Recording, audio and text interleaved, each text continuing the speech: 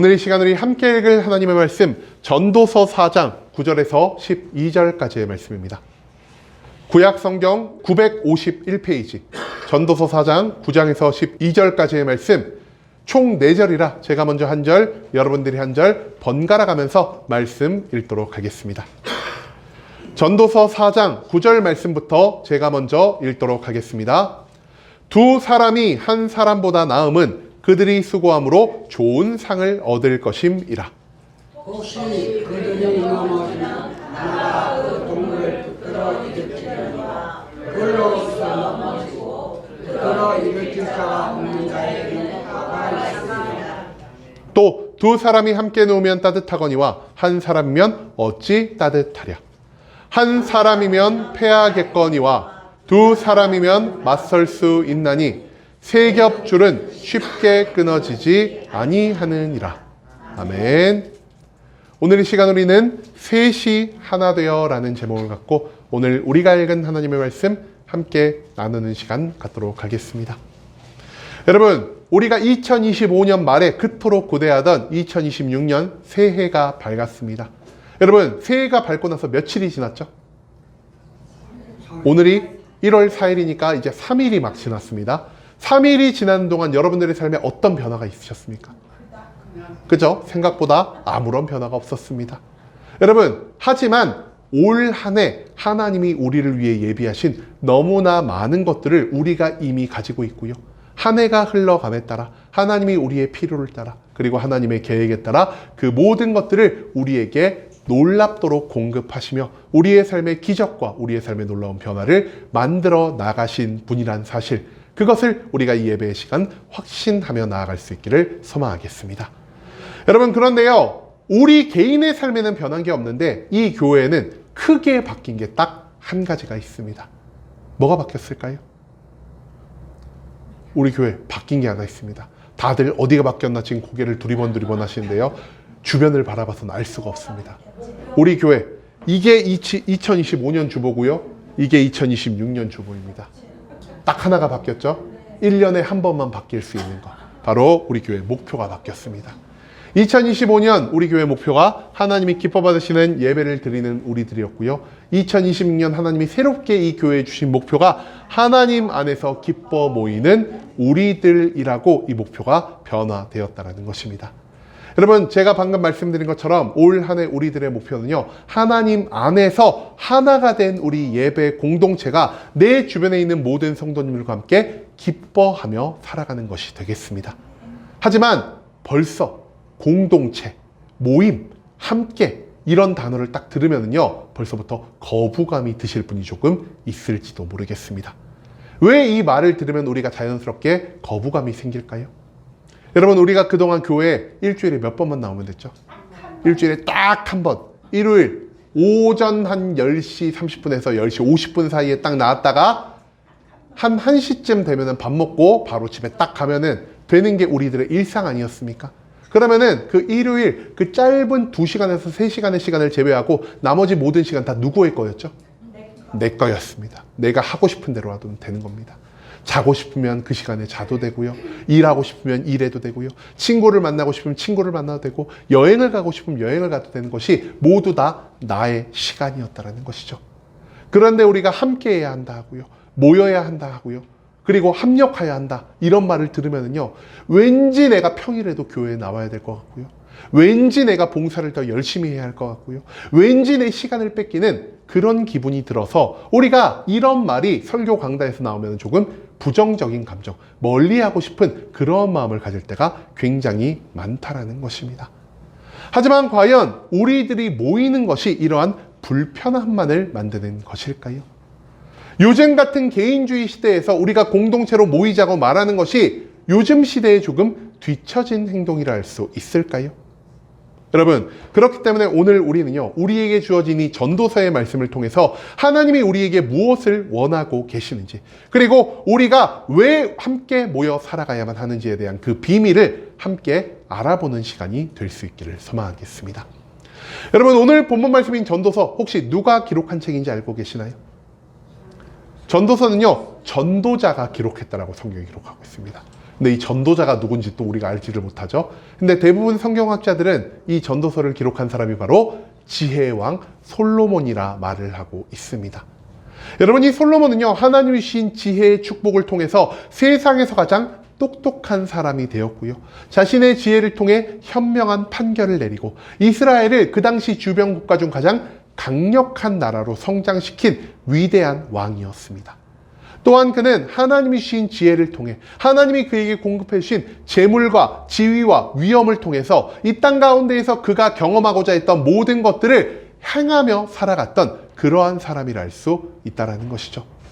그리고 이처럼 삶에서 모든 것들을 경험하고 모든 것들을 깨달은 솔로몬이요, 자신의 지혜가 완숙해졌을 시기, 그리고 삶의 마지막을 바라보는 그 시기에 자신의 모든 삶을 압축하여 너희가 이것을 따라야 한다, 너희가 이것을 쫓지 말아야 한다는 것을 모아 기록한 것이 바로 이 전도서의 말씀이라 할 수 있다는 것이죠. 여러분, 지혜의 왕 솔로몬이 쓴 또 다른 성경 말씀 뭐가 있을까요? 우리가 다들 아는 것처럼 잠언, 솔로몬의 잠언입니다. 여러분, 그런데요, 성경학자들이 뭐라고 말을 하고 있냐? 솔로몬의 잠언은요, 솔로몬이 젊은 시기, 막 활기가 넘치고 지혜만 있으면 모든 것을 이룰 수 있을 것 같은 그런 시기에 적은 책이 잠언이라면은, 이 전도서는요, 인간이 가진 지혜로도 불가능한 하나님의 말씀에 순종해야만 할 수 있는 그러한 일이 있구나라는 것을 우리에게 가르쳐주는 말씀이라 할 수 있다는 것입니다. 특히 오늘 우리가 읽은 이 전도서 4장 말씀에서 솔로몬은 이것을 말하고 있습니다. 인간은 본질적으로 억압과 경쟁과 고립 속에 살아가고 있으며 이것을 극복하기 위해 하나님이 우리에게 주신 지혜는 바로 함께 하는 것이다 라고 말이죠. 그렇다면 인생의 모든 것을 경험해 본 뒤 솔로몬이 깨달은 이 하나님의 지혜는 무엇이며 이 지혜가 우리에게 무엇을 가르쳐 주는지를 우리가 오늘 본문 말씀을 자세히 파헤쳐 보며 이것을 함께 깨달아 갈 수 있기를 소망하겠습니다. 솔로몬은 오늘 말씀에서 우리가 함께하며 살아가는 것, 즉 공동체로 살아가는 것이 얼마나 중요한지를 우리에게 알려주고 있습니다. 그리고 이 공동체로 살아갈 때 우리의 삶에서 굉장히 큰 유익이 발생할 수 있다는 것을 크게 4가지로 압축해 가르쳐주고 있다는 것이죠. 오늘 본문 말씀 가운데에서 솔로몬은요, 우리가 공동체로 살아갈 때 어떤 유익이 생긴다라고 우리에게 가르쳐주고 있습니까? 여러분, 오늘 본문 말씀 9절에서 12절 총 4절입니다. 한마디로 한 절마다 한 가지씩의 유익을 우리가 찾아볼 수가 있다는 것이죠. 먼저 9절 말씀에서 솔로몬은 말합니다. 우리가 함께하며 살아갈 때 우리는 상을 얻을 수 있을 것이다. 10절에서 솔로몬은 말합니다. 우리가 함께하며 살아갈 때 우리는 내 상대방에 의해서 일으킴 받을 수 있게 될 것이다 라고 말이죠. 11절에서 솔로몬은 무엇을 말하죠? 우리가 함께하며 살아갈 때 우리는 따뜻한 밤을 보낼 수가 있을 것이다. 그리고 마지막 4번째, 우리가 함께하며 살아갈 때 맞서 싸울 수 있게 될 것이다 라는 이 말씀을 우리는 오늘 본문 말씀 가운데에서 찾아볼 수가 있다는 것이죠. 그렇다면 이 4가지가 담고 있는 뜻은 무엇이며 이 4가지를 통해서 우리가 얻을 수 있는 유익이 무엇인지를 우리가 차근차근 한번 알아가 보도록 하겠습니다. 가장 먼저 함께하며 살아갈 때 우리에게 주어진 유익 무엇이라고요? 함께하며 살아갈 때 우리는요, 좋은 상을 얻을 수 있을 것이다 라고 성경은 기록하고 있습니다. 여러분, 그런데 우리가 상 하면은 가장 먼저 무엇이 떠오르십니까? 돈, 성공하는 거, 그리고 건강을 얻는 거, 문제가 해결되는 거, 이런 것들이 우리의 삶의 상이 아니겠습니까? 그런데 솔로몬이 말하는 상은요, 단순히 재물도 아니고요, 성공도 아니고요, 인기도 아닙니다. 그렇다면 솔로몬이 말하고 있는 이 상은 과연 무엇이라 할 수 있을까요? 여러분, 혹시 주마등이라는 단어 들어보셨습니까? 주마등 뜻이 뭐죠? 주마등이 스쳐가다라는 이런 표현을 쓰죠. 우리가 죽기 직전에 주마등처럼 내 삶이 처음부터 끝까지가 내 머릿속에 한 번에 싹 스쳐 지나간다라고 합니다. 여러분, 그런데 이 죽기 직전 나의 삶의 모든 것들을 되돌아보며 우리가 어떤 감정을 갖게 될까요? 어떤 사람은 죽음을 맞이하며 내 삶을 되돌아볼 때 이런 말을 할 것입니다. 내 삶 진짜 좋았지. 진짜 내 삶 만족스러운 삶이었어 라고 느끼는 분들도 계실 것입니다. 하지만 대부분의 사람들은 죽기 직전에 어떤 감정을 갖고 죽을까요? 후회된다. 내가 이때 이렇게 하지 말걸. 내가 이때 조금 더 열심히 살걸. 내가 건강을 지키기 위해서 운동이라도 하고 약이라도 먹고 병원을 한 번만 더 빨리 갈 거리라는 이런 후회 가운데의 죽음을 맞이한 사람이 더욱더 많다라는 것이죠. 그리고 솔로몬은 이것을 바라며 생각합니다. 우리 인생에 있어 상이란 것은 내가 죽기 직전 나의 삶을 돌아봤을 때 나의 삶에 만족이 있고 나의 삶에 기쁨이 있다면 나의 삶이 좋은 상을 받은 것이구나. 하지만 내가 아무리 돈이 많고 아무리 인기가 많고 아무리 성공한 삶일지라도 내가 죽기 직전 나의 삶을 되돌아봤을 때 나의 삶에 후회가 남고 나의 삶에 불만족이 있다면 이것은 상을 받지 못한 삶이구나라는 것을 솔로몬은 깨닫게 되었다라는 것입니다. 여러분, 우리 주변을 바라보면요, 굉장히 뛰어난 사람, 똑똑하고 지혜롭고 힘이 있고 능력이 좋고 화합을 잘 시키는 사람들이 있습니다. 이 뛰어난 개인은요, 나 혼자만의 힘으로도 모든 것들을 이루며 살아갈 수 있습니다. 한마디로 혼자서 협동하지 않아도요, 돈을 벌 수 있고요, 놀라운 성공을 이룰 수가 있고요, 많은 인기를 얻을 수가 있다는 것이죠. 여러분, 그런데요, 아무리 똑똑한 사람이라도 아무리 능력이 있는 사람이라도 나 혼자서 가족도 친구도 부모도 없이 살아가다가 죽음을 맞이할 때 그들이 마지막 삶의 순간 느끼는 감정 무엇이라 할 수 있을까요? 내가 가지고 있는 재물을 나눌 사람이 없구나. 내가 가지고 있는 인기와 성공을 함께 기뻐해 줄 수 있는 사람이 없구나. 이제 내가 죽으면 그 누구도 나를 기억해 주지 않겠구나라는 이 삶의 절대적인 고독과 허무감을 느낄 수밖에 없다라는 것입니다. 그렇기 때문에 솔로몬은 말합니다. 혼자서 삶을 살아갈 때 그 사람이 아무리 많은 것을 이루고 아무리 뛰어난 자라 할지라도 그 사람은 삶의 마지막 순간 나의 삶을 상급처럼 여기지 못할 것이다 라고 말이죠. 하지만 우리가 함께 살아갈 때 어떻습니까? 여러분, 솔직히 말해서요, 함께 일하는 것보다 혼자 일할 때 더 좋은 성과가 날 수도 있습니다. 그리고 함께 살아가는 것보다 혼자 살아갈 때요, 내가 하고 싶은 일을 다 할 수가 있습니다. 한마디로 함께 살아가는 순간부터 우리는 무언가 제약을 받는 느낌을 경험할 수 있게 된다는 것이죠. 함께 살아가야 되니까 나는 능력이 이만큼 되는데 나와 함께하는 자의 능력이 조금밖에 되지 않아서 내가 능력을 발휘할 수 있는 기회를 더 적게 가질 수 있게 될 것이고요. 나는 1번도 하고 싶고 2번도 하고 싶고 3번도 하고 싶고 4번도 하고 싶은데 나와 함께하는 사람은 1번과 2번 하는 것만으로도 벅차해서 내가 하고 싶은 모든 것을 하지 못하며 살아갈 때가 굉장히 많다라는 것입니다. 여러분, 그럼에도 불구하고 내가 더 적은 것을 이루고 내가 하고 싶은 모든 것들을 이루지 못하며 살아갈지라도 함께하는 삶 가운데에서 우리는 혼자 살아가는 것보다 더 많은 것을 경험할 수 있게 될 것이고요. 혼자 살아갈 때보다 훨씬 더 많은 추억을 가질 수 있게 된다는 것입니다. 여러분, 젊은이들은 꿈을 먹고 살아간다고 합니다. 그렇다면 노인들은 무엇을 먹고 살아간다고 할까요? 노인들은 추억을 먹고 살아간다고 합니다. 여러분, 근데요, 우리가 나이가 많은 할아버지 할머니들을 보면요, 나이가 많은 할아버지 할머니들이 많이 싸울까요? 많이 안 싸울까요? 하루에도 수십 번씩 싸웁니다. 저놈의 영감탱이가 죽어야 내가 마음이 편할 텐데 막 이러면서 하루에도 수십 번씩을 싸웁니다. 여러분, 그런데요, 진짜로 말한 것처럼 할아버지가 먼저 돌아가십니다. 그럼 할머니가 평생 무엇을 그리며 살까요? 아유, 내 속을 썩였어도 그래도 영감이 있을 때가 나았는데 이러면서 영감을 그리워하며 살 때가 많다는 것이죠. 여러분, 한마디로 혼자 살아갈 때보다 함께하며 살아갈 때요, 우리의 삶을 되돌아봤을 때 기쁨과 보람과 만족이 훨씬 더 커진다라는 사실을 솔로몬은 오늘 이 본문 말씀을 통해 우리에게 알려주고 계신다라는 것입니다. 그 다음, 우리가 함께하며 살아갈 때 얻을 수 있는 유익 무엇이라고요? 우리가 혼자 넘어졌을 때 내 주변 사람들에 의해 일으킴을 얻을 수 있게 된다는 것을 솔로몬은 우리에게 말하고 있습니다. 여러분, 모든 인간들은 실패를 경험할 수 있습니다. 우리가 혼자 살아갈 때도 실패할 수 있고요, 함께 살아갈 때도 실패를 경험할 수 있다는 것이죠. 그리고 작은 실패가 나에게 다가왔을 때, 내가 감당할 만한 실패가 다가왔을 때는요, 내 주변의 도움을 굳이 받지 않아도 나는 내 스스로의 힘으로 그 자리에 박차고 일어나 다시 한번 세상을 향한 도전을 이어나갈 수 있게 된다는 것이죠. 하지만 문제가 있습니다. 내 힘과 능력으로 나 자신이 도무지 감당하지 못할 거대한 실패를 마주했을 때 우리는 홀로 일어설 수가 있습니까?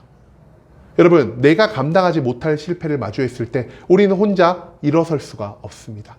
절망 가운데에서 모든 것을 포기하며 살아가고요, 이제 그 실패가 잊혀질 쯤 되면은 우리의 삶에 또 어떤 문제가 생길까요? 절망 가운데에서 너무나 오랫동안 쓰러져 있다 보니까 혼자 일어서는 법을, 혼자 걷는 법을, 다시 한번 도전하는 법을 잊어버리게 된다는 것입니다. 하지만 내 주변에 내 친구, 내 가족, 내 남편, 내 부인이 있다면 어떻겠습니까? 내가 일어나고 싶어 하지 않을 때, 내가 홀로 좌절하고 홀로 쓰러지고 홀로 넘어져 있을 때 내 주변 사람이 나에게 다가와서 나를 강제로 일으켜 준다라는 것입니다. 나를 강제로 앞으로 걸어가게 한다라는 것입니다. 한마디로 내 주변 사람들의 도움으로 내가 억지로나마 일어나고 억지로나마 걸어가면서 새로운 인생의 기회를 잡을 수 있게 된다라는 것이죠. 그렇기 때문에 솔로몬은 말합니다. 함께하는 삶 가운데에서 실패가 발생할지라도 우리는 그 실패를 두려워하지 않을 수 있다. 왜냐? 내 주변에 있는 사람들이 나를 일으켜 줄 것이요. 내 주변 사람들이 쓰러졌을 때 내가 그 사람을 일으켜 줌으로써 우리는 함께함 가운데에서 새로운 삶을 향한 또 다른 기회를 얻을 수 있게 될 것이다. 이것을 솔로몬은 그 다음에 발생하는 유익으로 우리들에게 가르쳐주고 있다는 것입니다. 또한 함께하는 삶 가운데에서 발생하는 유익이 무엇이냐? 바로 한밤중에 따뜻함을 얻을 수 있다고 합니다. 여러분, 요즘 굉장히 날씨가 추워졌죠? 최근에 영하 15도 밑으로 내려간 날도 있었습니다. 그런데 이 이스라엘, 솔로몬이 살았던 지역에는 밤중에 날씨가 대략 몇 도 정도 됐을까요? 밤중의 날씨가요, 0도에서 8도 사이였다고 합니다. 그리고 실제로 사람이 체감하는 온도가 0도에서 3도 사이였다고 합니다. 근데 솔직히 0도 별것 아닌 것처럼 보이지 않습니까? 여러분, 근데 우리가 여기서 뭘 생각해 봐야 하냐? 그 당시에 우리가 지금 입고 있는 따뜻한 패딩이나 털옷이 있었을까요? 패딩이나 털옷이 없었습니다. 우리 집에 온기를 데워주는 보일러 같은 게 있었을까요? 그것도 없었습니다. 그리고 핫팩 같은 거 있었을까요? 없었습니다. 여러분, 이 사람들이요, 낮에는 온도가요 20도가 훨씬 넘게 올라갑니다. 한마디로 이 사람들이 입는 옷이 조금 발목까지 오는 긴 옷이었지만 두껍지 않은 얇은 옷이었다는 것이죠. 그런데 이런 옷을 입고요, 바깥에서 잠을 청하게 되면 어떤 일이 일어날까요? 여러분, 6시간에서 8시간 동안을요, 얇은 옷에 기대어서 0도 정도 되는 추위에 계속 노출이 된다는 겁니다. 그렇기 때문에 혼자서 밤을 보낼 때 어떻게 혼자 밤을 보낼까요? 우리가 추우면 어떻게 하고 자죠? 이렇게 몸을 웅크리고 새우처럼 웅크리고 최대한 체온이 빠져나가지 않게 하면서 시간을 보내지만 그는 제대로 잠이 들 수 없을 것이고요. 잠이 들더라도 바깥의 추위가 내 몸의 열기를 계속해서 빼앗아가면서 저체온증으로 사망할 확률이 점점 더 늘어날 수밖에 없다는 것입니다. 그렇기 때문에 사막을 여행할 때, 이 광야를 여행할 때, 이스라엘 여행할 때 사람들이 꼭 뭐를 지어서 여행을 할까요?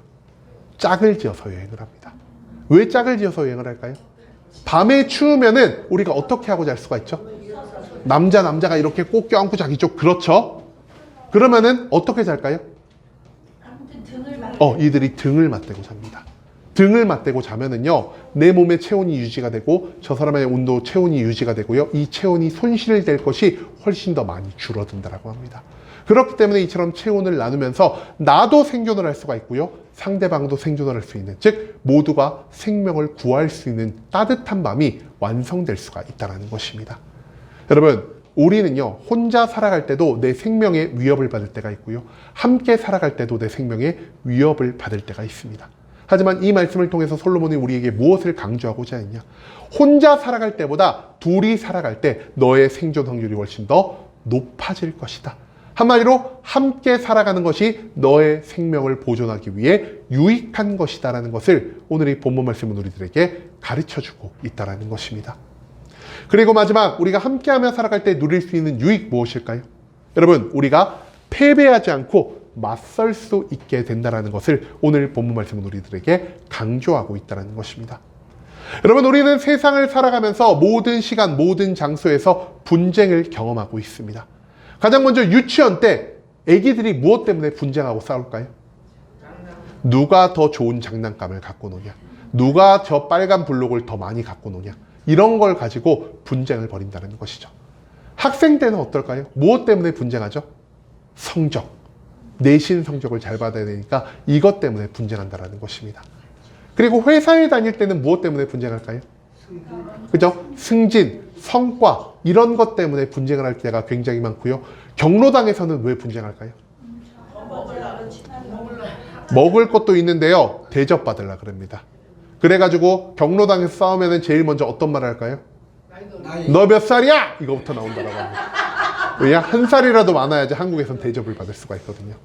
여러분 한마디로요. 우리 모든 인간의 삶은 곧 분쟁의 삶이라 할 수 있다는 것이죠.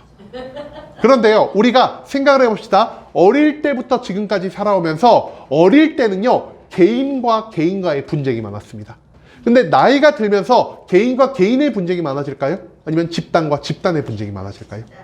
개인의 분쟁보다 집단의 분쟁이요. 나이가 먹어가면서 점점 더 많아지게 된다는 것입니다. 여러분 그런데 이 상황에서 생각을 해봅시다. 개인과 개인이 맞붙었을 때 내가 능력이 있다면요. 그 개인과의 분쟁에서 충분히 승리를 거둘 수가 있습니다. 근데 개인과 집단이 맞붙었을 때는 어떻게 될까요?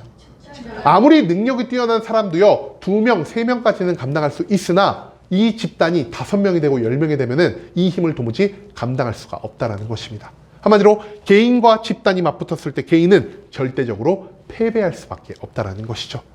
하지만 우리가요. 함께 모임으로 집단을 이루었을 때 집단과 집단이 맞붙었을 때는 어땠습니까? 우리가 엄청난 승리를 거두지는 못할지언정 우리가 지나친 패배를 하지 않을 수 있게 된다는 것입니다. 한마디로 집단으로서 타 집단과 맞서 싸워 무승부를 경험할 확률이 굉장히 높아진다는 것이죠. 한마디로 솔로몬은 말합니다. 우리가 함께하며 살아갈 때 집단 가운데 발생한 분쟁 가운데에서 우리는 최소한 지지는 않고 살아갈 수 있을 것이다 라고 말입니다. 여러분 이 말씀을 통해서 솔로몬은 우리에게 계속 강조하는 건 무엇입니까?